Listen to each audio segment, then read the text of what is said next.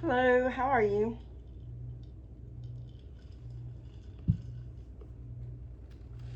Yes, I'm here for another video. I done did my couple hours outside, took a shower, ate, took the garbage off, the mail in the box. So now I can sit down and do this. All right, so I'm going to be doing like this kind of a series of videos, okay? And I'm focusing on traditional witchcraft alone.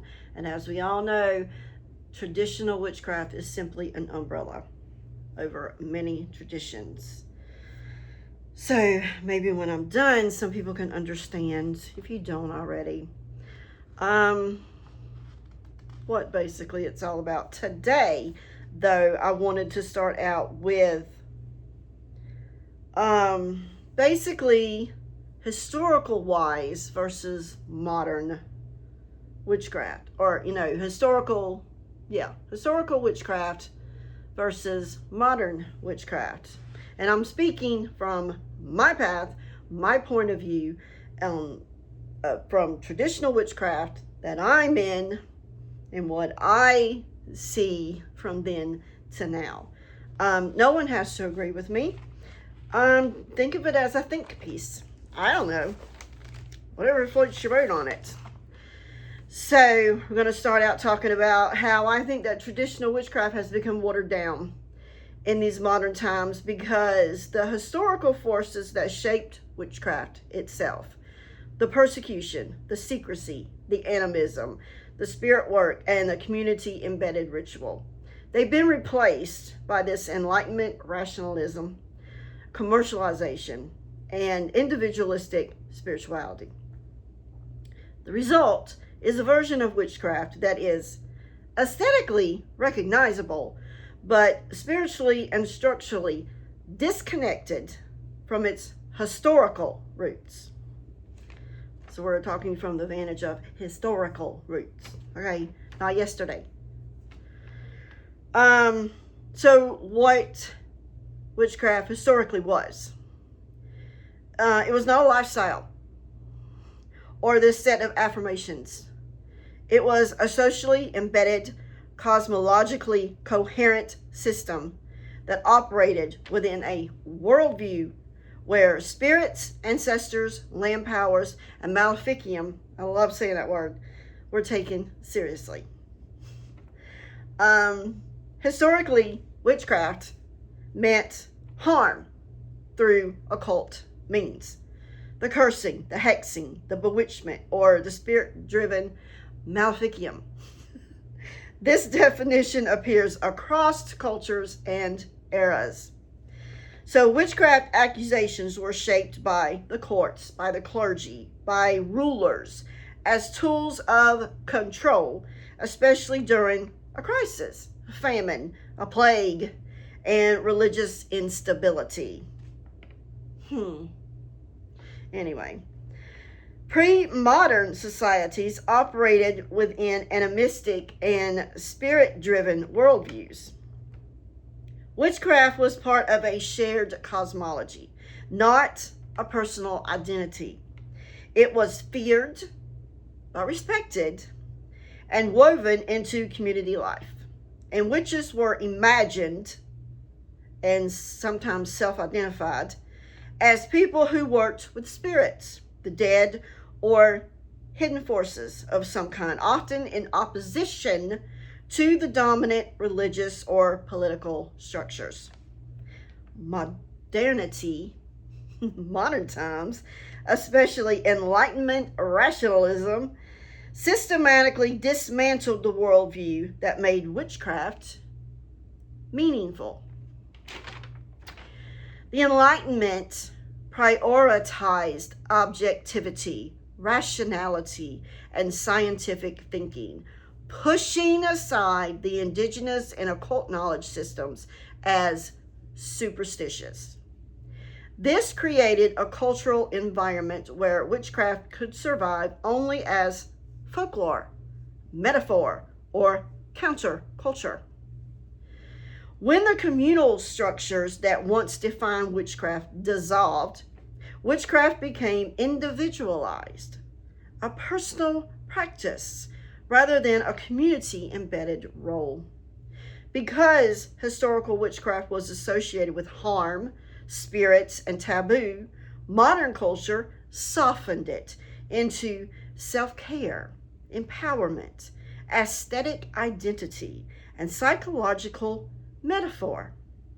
This shift made witchcraft socially acceptable, but spiritually diluted. Modern witchcraft is shaped by the mass market books, by social media aesthetics, by consumer spirituality, and algorithm-driven trends. This produces a version of witchcraft that is easy to package, but it's disconnected from historical depth. You ever have, this is TMI. TMI.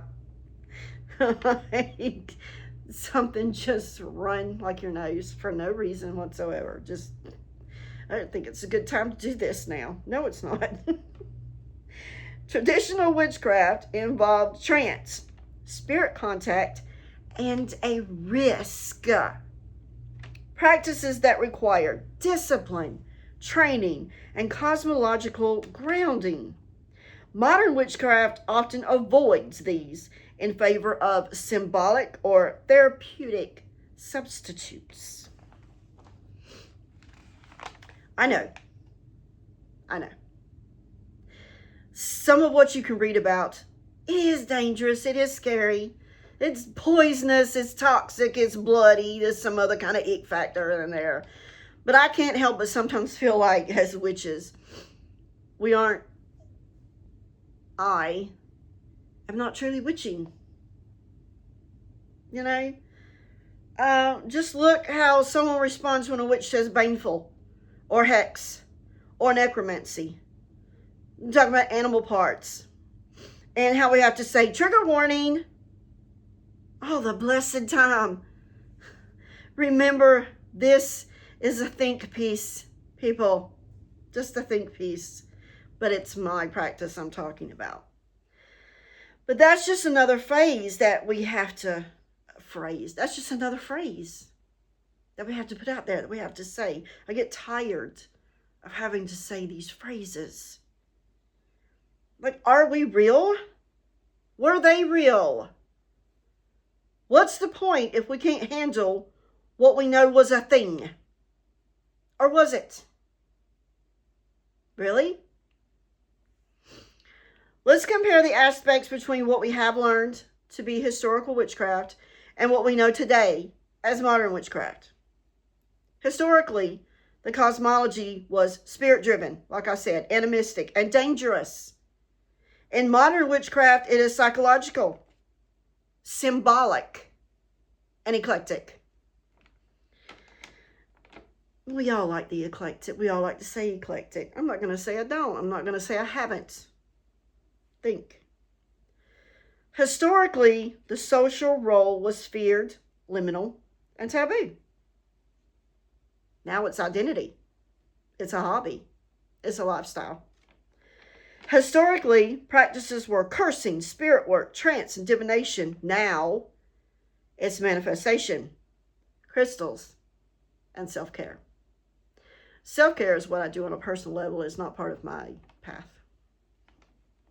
Unless it's self-care where I have to put something on a piece of paper, cram that thing underneath the candle that's been, it's got all over it, and light that bitch. That's self-care to me. Historically, transmission was secretive, oral, initiatory. Now it's books everywhere. It's TikTok and online courses that everybody fusses about. Historically, the risk was high, socially, spiritually, and legally. Now, the risk is very low and socially acceptable, for the most part. Historically, the purpose was to influence, harm, It was for healing, spirit contact. Now it's empowerment, wellness, and aesthetics. Is witchcraft watered down today because the world that produced witchcraft no longer exists? The spirits were real. Curses were feared. Communities were tightly woven. Cosmology was shared. Danger was inherent. Witchcraft had teeth. And what has it been replaced with? Rationalism, individualism, consumerism, secularism, psychological frameworks. Woo, yeah. Witchcraft survived, yes. But sometimes it feels like a symbol, and not an actual cosmology. So the reference I have for all of this is Britannica. The article is Witchcraft, Definition, History, Trials, Witch Hunts, and Facts. The second one is Witch Archive, Historical Witch Trials Database and Digital Archive. And the third is Modernity Through the Eyes of Witchcraft, a Radical Critique of Categorization. So, the first part of this series is looking at historical witchcraft cosmology in itself. And that is not a single worldview. It's a pattern that appears across Europe for over 1,000 years. And what makes it witchcraft? It's not the tools or the spells, but the cosmic structure. A world alive with spirits, layered realms, reciprocal obligations, and the witch as the liminal figure who crosses the boundaries that others cannot. Let's reconstruct that cosmology, the one that underlies the Sabbath, the flight, the familiar, the pact, and the witch's power. Historical witchcraft is built on a 3-tiered, spirit-saturated universe where witches move between the realms. They negotiate with the spirits and they manipulate the hidden forces. Before modern times, Europeans lived in a world where the trees had spirits. It was a given. And the rivers had guardians. The dead lingered. Illness had spiritual causes, and fate was negotiable, and animals had power and agency.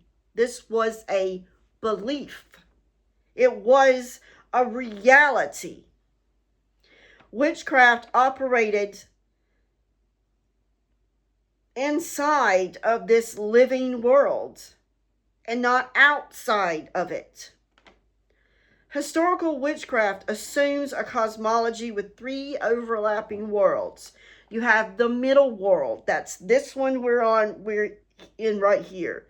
The everyday world of humans, animals, the weather, illness, crops, and social life. That's this one. Then you have the underworld. This is the realm of the dead, the chthonic spirits, the ancestors, and the hidden knowledge. This is where the witches descended into trance. Then you have the other world, or night realm, the place that is reached through flight. The Sabbath, the fairy realm, the spirit court, the devil's gathering. These realms are not heaven and hell. They are adjacent to each other. They are porous, and they are accessible through altered states. Now, the witch is a liminal being. This is someone who crossed boundaries, spoke with spirits, negotiated with the dead, manipulated fate, and used hidden knowledge, and worked outside of sanctioned religion. This liminality is why witches were feared. They belong to both worlds, at one time. Historical witchcraft assumes a worldview of land spirits, house spirits, ancestors, the dead, demons, fairies, animal spirits, tutelary familiars, the familiars who, taught us stuff. And they aren't metaphors.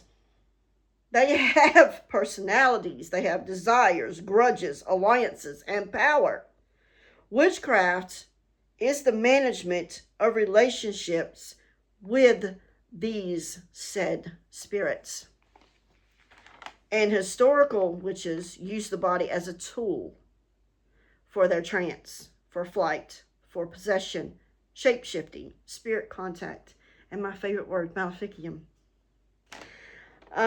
Salves, ointments, fasting, dancing, drumming, and exhaustion were used to alter consciousness. The body was not separate from magic. It was the gateway. The Sabbath is not a literal meeting in the woods, okay? It's a mythic, visionary, and initiatory realm where witches would meet spirits, receive knowledge, make pacts, feast with the dead, learn maleficium, I love that word, and undergo symbolic death and rebirth. It is the other world court of witchcraft. Witchcraft is transactional. Power is gained through exchange, or it was transactional. Power is gained through exchange and not worship. So a witch might give offerings. I assume we still do that. I do. Trade services. Offer loyalty. Promise secrecy. And share parts of their vitality. And in return, the spirits would grant the knowledge, the protection, the power, the familiars, the curses, the healing. No, they weren't selling their soul. It's called reciprocity. So in historical cosmology, fate is not fixed. Witches can curse, bless, redirect illness, influence weather, shift luck, bind enemies, and protect allies. This is why witchcraft was feared. It worked within the worldview that people lived in. This cosmology matters because without it, witchcraft becomes just an aesthetic. It becomes psychological. It becomes just a symbol. It becomes therapeutic. It can be therapeutic, I can tell you that. With this cosmology, witchcraft is dangerous, relational, spirit-driven, cosmologically coherent, and embedded in a living world. This is the difference between historical witchcraft and what I call modern watered down witchcraft. Maybe it is. Maybe it isn't. Maybe it is. Maybe it isn't. Decide for yourself. But I know what I'm deciding for myself. And like I said, this is going to be like a series of videos. So until that next video, I'll see you there.